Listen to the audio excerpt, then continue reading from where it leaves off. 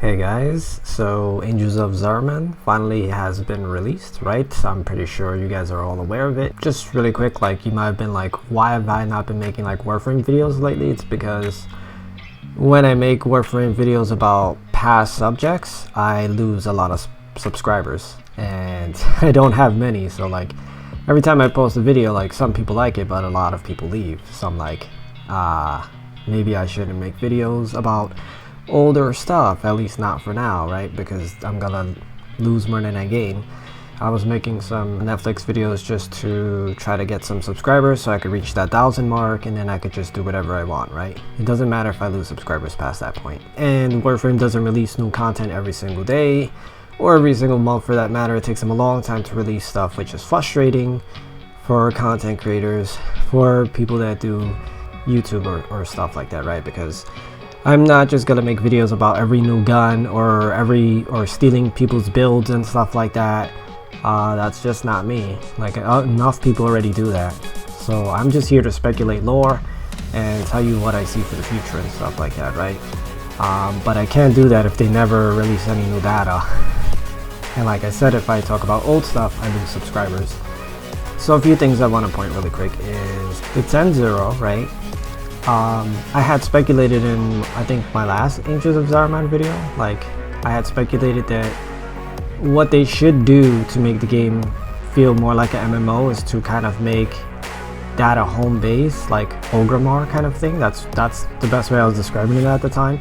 But I was like, that would kind of give you the feel of an MMO. It'll bring more of a feeling of community, like a place where you all spawn together, you can meet people, you can go on missions. It just feels more connected rather than how it used to be, right? It just didn't, it felt like a single player game that sometimes people join, like Borderlands, rather than a mass multiplayer role-playing game, right? Anyway, so it looks like they're kind of doing that. It looks like I was kind of right on that one, which is pretty cool. I didn't really have a lot of faith that that was going to happen. I just speculated that that should happen, that's what should happen for the game to improve. That's all I was saying. So don't think I'm psychic. I'm just like noting what I think would make the game better. But up to the point I made it to, I beat the quest, but there's other like nodes I could go and unlock, and I guess I could get my reputation up and stuff like that. And then maybe it would cancel out what I'm about to say. What I'm about to say is like, it doesn't really look like that little apartment you could live in, at least up to the point where I'm up to. We can't deploy on missions from there yet, right? Or at least I can't. And I can't make that my home base unless I'm like, I'm too dumb to figure it out, maybe. I don't know. Or maybe it's just like not a thing yet. I don't know. But it definitely is cool, and definitely should be a place where we can just, when we turn on the game, we log into that apartment. That would be cool. And then we go upstairs to the main lobby where all the other players are. That would be amazing. Also, if we could deploy on missions from there, not just 10-0 missions, but any mission overall, if we could deploy from there, that would be great. Because you'll feel more connected to the game and to the other players if you do it that way. I'm just gonna put that out there in case DE listens. I don't know, sometimes I feel like they do listen, because it's either I'm psychic and I call shit every time, or they're just like, hey, that's a good idea, and then they take it. I don't know, but either way, I'm just gonna mention these things just in case, right? Another thing I want to note really quick before I get into lore, right, if you guys can hang in there, is in case you don't know, when you get the apartment in the 10-0, it's kind of like Fallout 4, where if you don't actually want to live there, you could just take all of the items from the apartment and put it in your inventory, and then take those items and put it in your ship or in the drifter camp or wherever the hell you want to put it, right?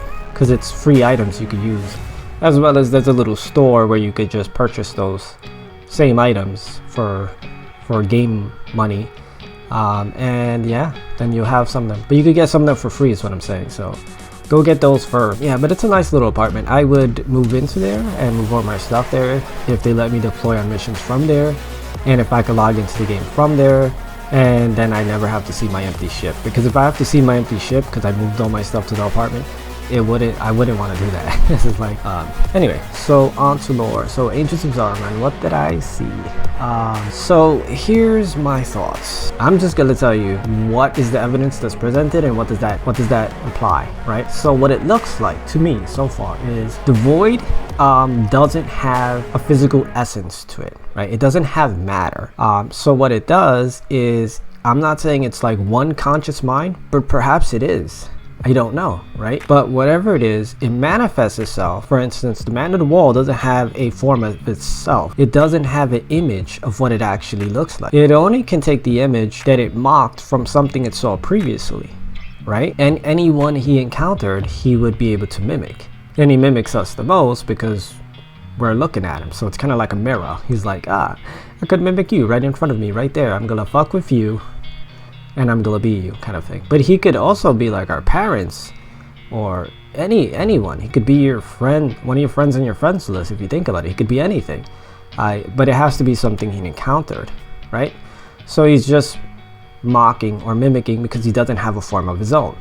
You may be, but they do have solid forms sometimes, like in the Rail Quest or here in Angels of Zariman. We did fight physical beings, or in the past when all this started, people were getting attacked, right? Yes, but they still don't seem to have physical form. What seems to be happening is they're corrupting matter they run into and then manipulating it, you know, into whatever they need it to be, and they just like mold it. Like if they disintegrate everything into like nanotech and then build it back up into like forms, freaky, weird forms. That's why when I was running around my last Angels of Zariman video, I was kind of like looking at like the big hand and stuff like that, and I was like, wow, freaky shit went down here. I didn't think those were just like coincidental sculptures or something freaky there to put us there. No, I kind of assumed that those things were animate objects at one point. I assumed that there was a battle here. Those things were chasing and perhaps killing people. That's what I was assuming. I don't know if I said that in there, but that's what I was implying. So that's the same thing that's happening here. You're seeing that matter is taking shape from the void. The void is like possessing items or things, walls and floors and material that it broke down and turned it into new matter. I don't think it has matter of its own, so everything you see, I think it's just converting it into material it can use to move around, as well as it does the same thing to people, right? So what I'm thinking is it possesses people. The consciousness of the void, if there's one or many, I don't know, but the void itself seems to be able to possess people, which we already knew that. But that's what I'm trying to say. It's still not having a form of its own. Like I said in one of my other videos, it's like the man in the wall and the void and anything that comes from there is like not really scary to me, because like once they take physical form in our realm of reality, now they're susceptible to getting their ass kicked. I remember I said that at one point. And that's what I mean, is like when they take physical form, either by possession or because they materialized somehow, we can now chop them up and shoot them to bits, right? So it becomes less scary when you could actually damage them, kind of thing. While in the void, they're just like ghostly and you can't really do anything. Another thing I want to say is during the quest, they did, assuming most of you have already seen it, but at one point somebody was kind of falling to the corruption and it looked like they were dead. It looked like that was it, they're gone.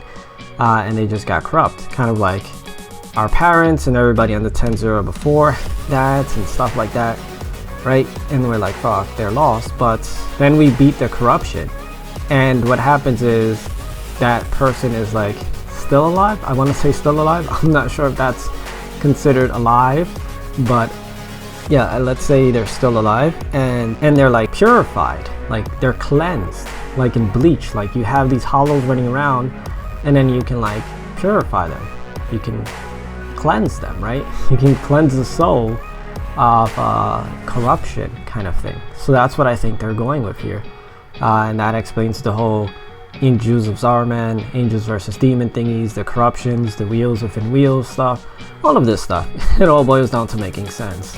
So it doesn't matter if you want to call them the angels and us the fallen angels, or vice versa. It really doesn't matter.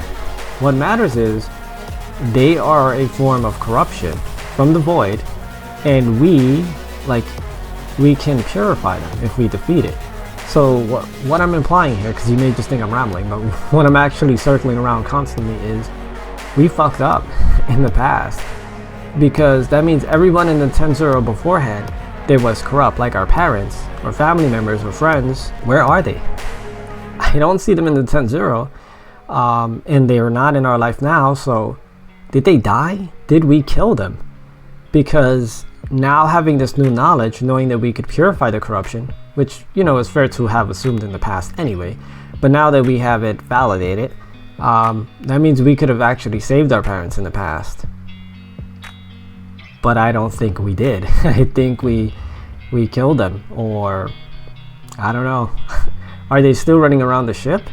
That'd be weird. That'd be pretty weird. But I'm just saying it's a possibility that they still could be alive, sure. But I'm saying like I'm pretty sure we could have purified them. But another thing of interest that you're probably aware of is when that guy is purified, he says that he's drawing his power from somewhere else, from some other power source. And then that kind of like opens up the whole thing to like good and evil, light and darkness, right? Yin and yang, if you want to see it that way. But if it's yin and yang, that means they're part of the same whole. They're two pieces of one whole. You can't have yin without yang and yang without yin. It just can't be. So since this is more Asian themed, I think they're gonna go with that, kind of like two pieces of one whole. But then what would that imply? Right? Does that mean that the void has two consciousness?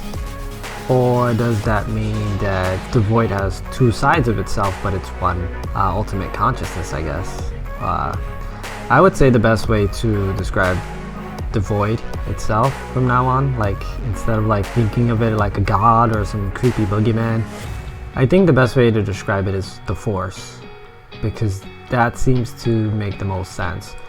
It's just that the force here can manifest itself and has a will of its own and can decide stuff. But is it good or evil? I never thought it was evil, and I definitely never thought it was good. I just said it has the possibility to do great harm one way or the other. But yeah, one thing that I find cool that they could play with this idea is your yin and yang meter. I always forget what that thing is called, but your light and dark, you know, side detector, whatever it's called, it should actually influence the game a little bit. I think it would be cool if they make it so it could influence the game. Because those new weapons that we can play with, right? Those are kind of like the corrupt void. I mean, corrupt matter from the void, right? That's what it is. But it's using the corrupt version of it, the bad form of it, right? The dark form of it. So what I'm thinking or hoping is, depending on your meter, it should change what it looks like. I think that would be cool. Like, perhaps if you're like all the way light, it wouldn't be corrupt, it would be purified. It would just be like, you know, whatever the pure light version of it would look like, whatever the angelic version of it will look like. But if you're all the way dark, it would be as corrupt as possible. And then, you know, I guess some shades of gray in between, perhaps 50 shades of them. But probably the most important thing I have to say in this video is what's the implications for the future? Because I feel like, how can I say this? This was a trap, is what I'm trying to say. We fell for it, hook, line, and sinker. So I said in my other videos in the past, I said demons try to trick you by luring you in to a situation that they feel like you can't resist. Like they will pretend they're a crying baby, or they're your loved one in distress, or something like that. Something to make you come to them, and then they got you, kind of thing, right? That's just how the lore is, right? And that's kind of exactly what happened here. It's just you haven't realized you're captured yet.